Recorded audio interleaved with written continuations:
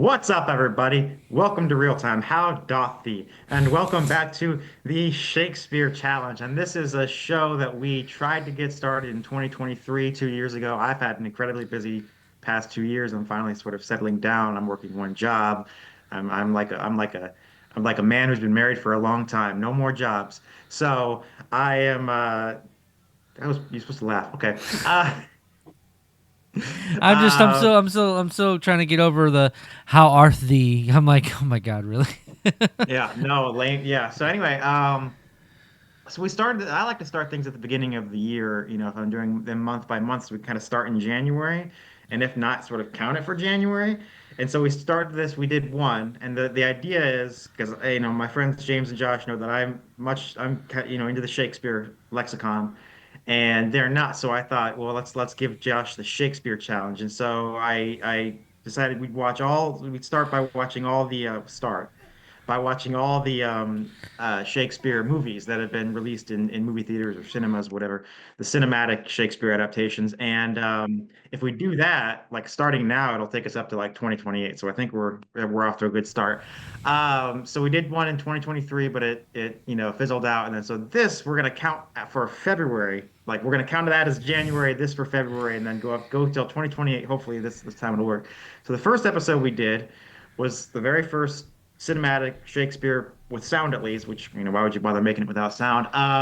Shakespeare adaptation, which was The Taming of the Shrew, which is one of his more famous comedies. For modern day fans, you might know it better as the basis for the movie Ten Things I Hate About You. But the curtain today we're doing the second movie, which is 1935's The Tame or 1935 A Midsummer Night's Dream. And so I'm not sure where to go from here. Whether you want to go into your thoughts or Before we get into it, everybody, if you enjoy some of the reviews we're starting to do now again, and I saw actually a trailer action I want to do now that's I just saw dropped. If you enjoy that, if you do that and you enjoy all these fun old Shakespearean stuff, please guys remember to like and subscribe to the channel so you can receive all of our great content we have for you here on Real Time. So I will go then now and start us off. And okay, we're going to spoiler territory now. of course, yeah. It's been like It's only been 400 years. yeah, it's been well even then like when this movie released 1935. I mean, it's Yeah. almost 100 years. So I mean, if you haven't seen it, I don't know what to tell you. Watch it, go watch it, come back and join the conversation. I mean, but if you have seen it, Yeah. I'm pretty sure that's why you're watching this. Um, okay, to start us off, why have a overture that lasts 7.5 minutes? I'm sitting here, I'm like, okay, we gotta start this soon. Like I'm like, now I'm like sitting here, I'm still listening to music. I'm like, what has Ryan got me into?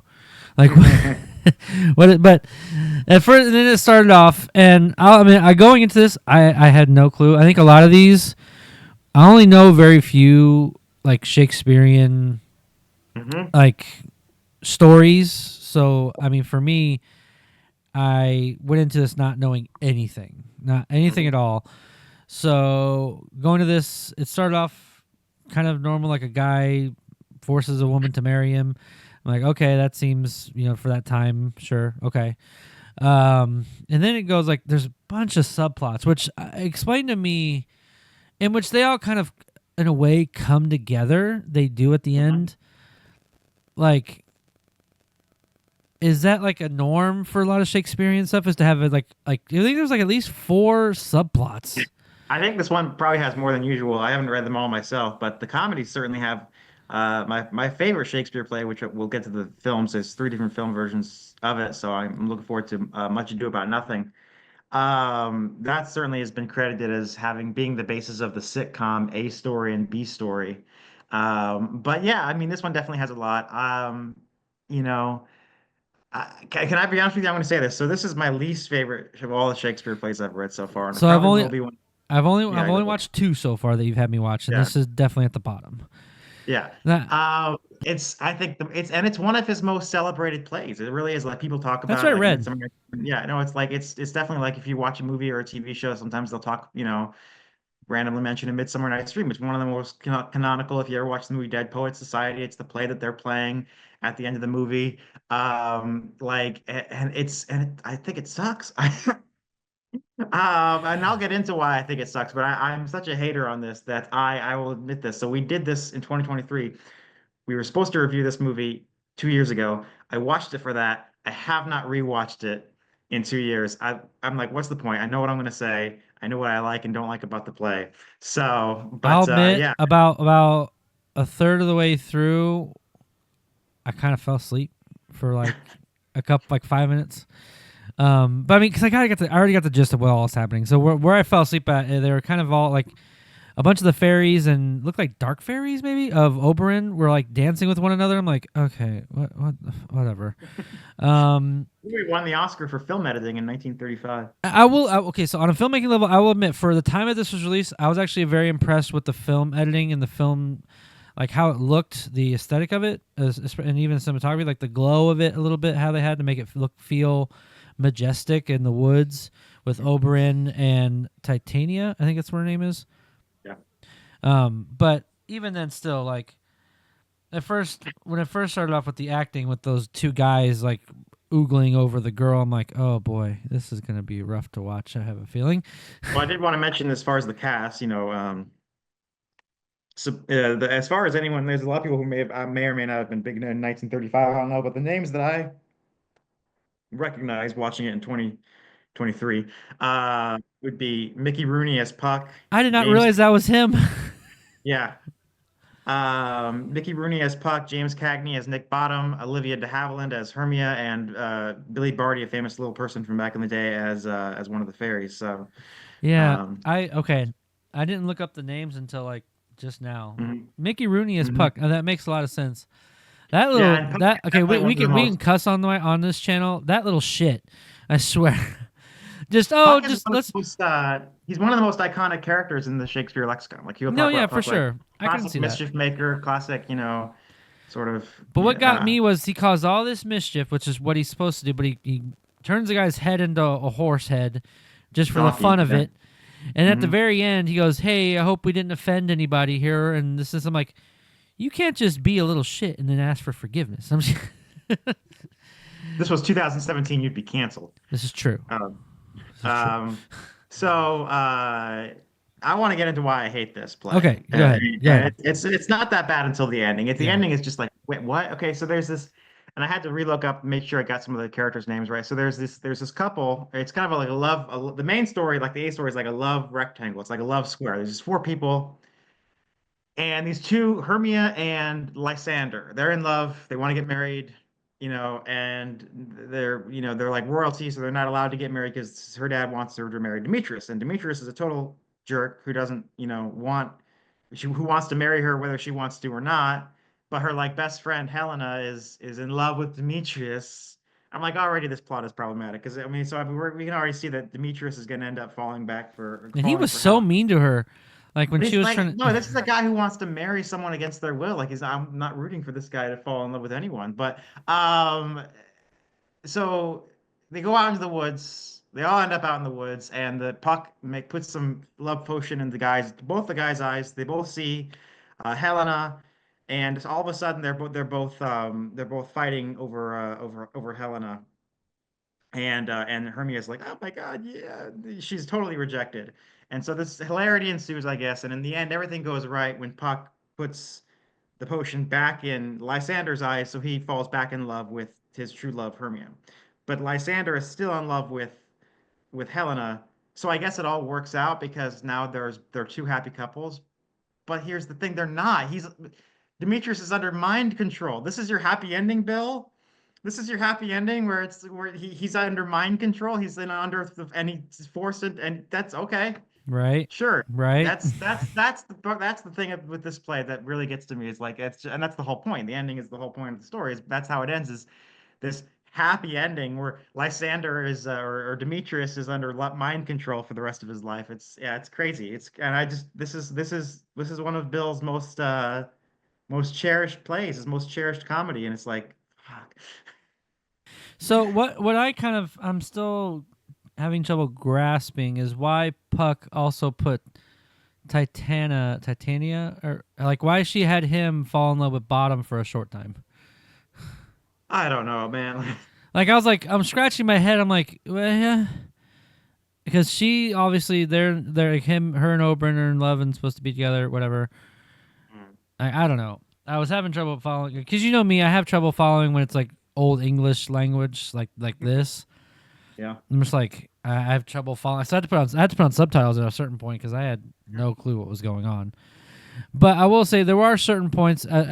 Puck, played by Mickey Rooney, was actually the highlight point, even though he was a mischievous little shit. It's just a little shit. The parts of like there were funny parts including him, so I did find enjoyment out of that, like enjoy and laughter. Mhm. And I will give, like, for the time, the creativity, I could see the creativity there. Like back in 1935 on a filmmaking level, they were very constrained to what they could do. Mhm. So they got really creative in how they were trying to visually tell the story, which I applaud at least for that. So I mean, I still don't like this movie, but I'm trying to find the positives to this thing. Like, you give it its flowers where it's due. You know what I mean? And Mhm. like actually looking back when I was trying to watch this one, there's been multiple like there's one made in 1999, one made in like the 2000s at some Yeah. point.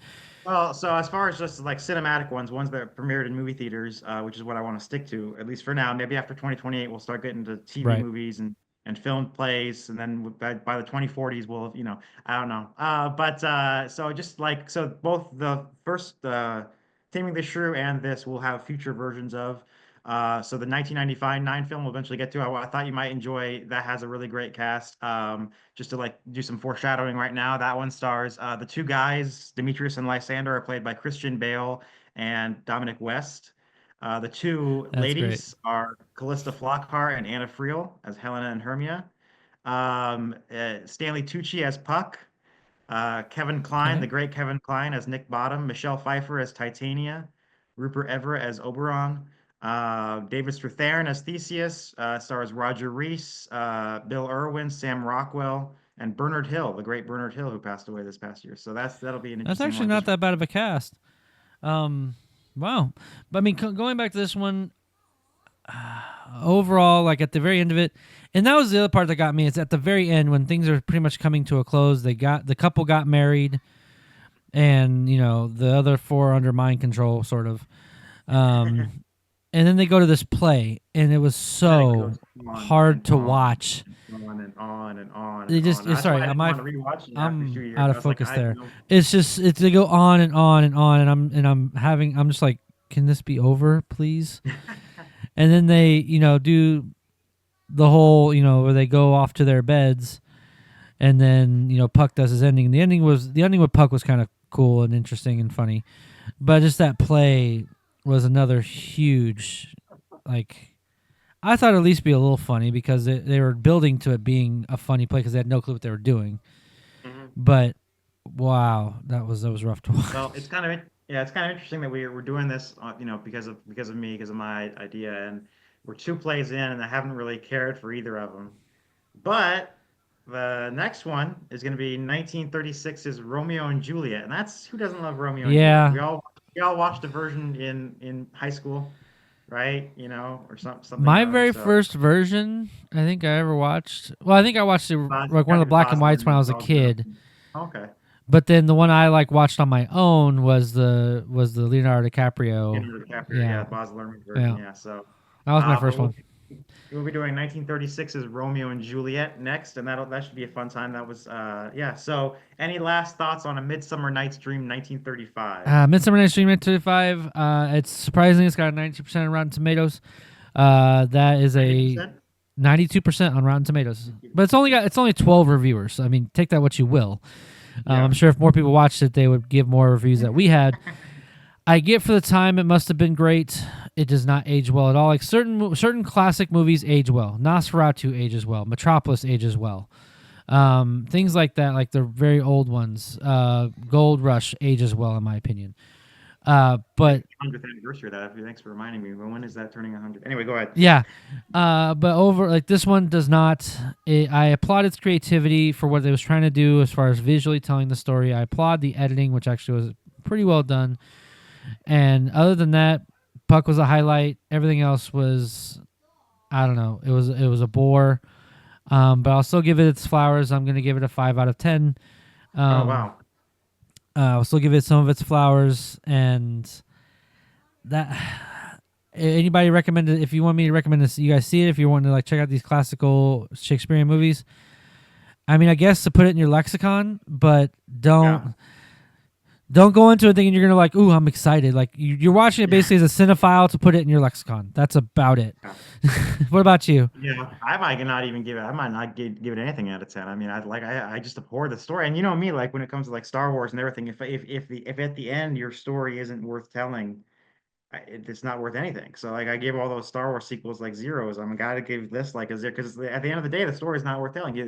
Demetrius is under mind control. It's not a happy story. What are you doing? Come at me if we have any Shakespeare like someone if you're a big Shakespeare guy and you're just came across this random channel that we've been doing for a while and now we're doing Shakespeare and you found it and you're like a big scholar and you have some ideas to share about why this is so celebrated, why this is so great, and why Demetrius isn't just gonna, is yeah. Anyway, that's what I think. Yeah. So, Fair enough, fair enough. But all right, folks, thank you so much for watching. What did you think of A Midsummer's Night, 1935? If you have seen it, leave your comments in the section below. Give us your positives, your negatives, and your score out of 10. Also, again, if you like what you watch on this channel with all the variety of things we have, and you enjoy what we have to say, please consider it. And you can hear my daughter probably in the background right now screaming. I apologize for that. Please hit the like button and subscribe to the channel so you receive more of our great content we have for you here on Real Time. Ryan, can you close us out? uh, this hath been a production of Thine Real Time, and I be Ryan Mer. That's not Shakespeare. That's I be Ryan. I'm Ryan Murphy, And thank you for keeping it real. but you're Josh Williams, and thank you I for am keeping Josh Williams, and thank you for keeping it real. with Real Time. Russ. All right. So it's March, but now we gotta watch 19.